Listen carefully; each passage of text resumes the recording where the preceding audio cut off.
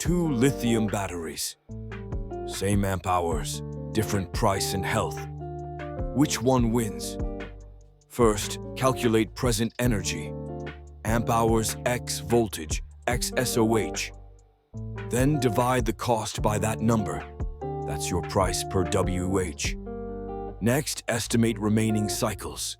If you know rated life, subtract cycles done. If not, estimate it from current SOH and cycles already used.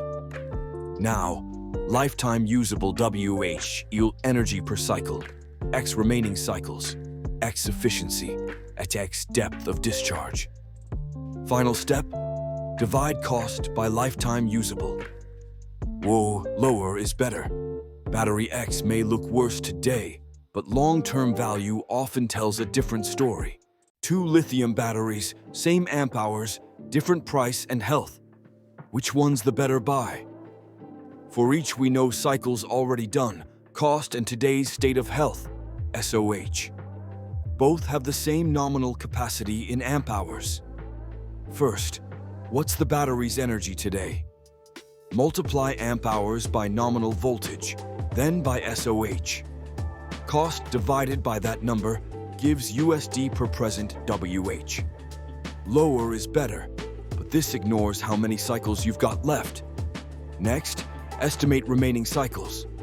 If the maker lists a rated cycle life to 80% SOH, subtract cycles already done. If not, use a simple linear estimate.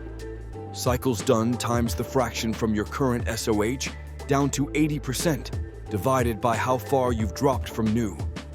Now you can compute USD per cycle, cost divided by remaining cycles.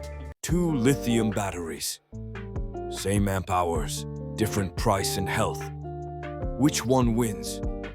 First, calculate present energy. Amp hours x voltage, x SOH. Then divide the cost by that number. That's your price per WH. Next, estimate remaining cycles. If you know rated life, subtract cycles done. If not, estimate it from current SOH and cycles already used. Now, lifetime usable WH yield energy per cycle, X remaining cycles, X efficiency, at X depth of discharge. Final step, divide cost by lifetime usable. Whoa, lower is better. Battery X may look worse today, but long-term value often tells a different story.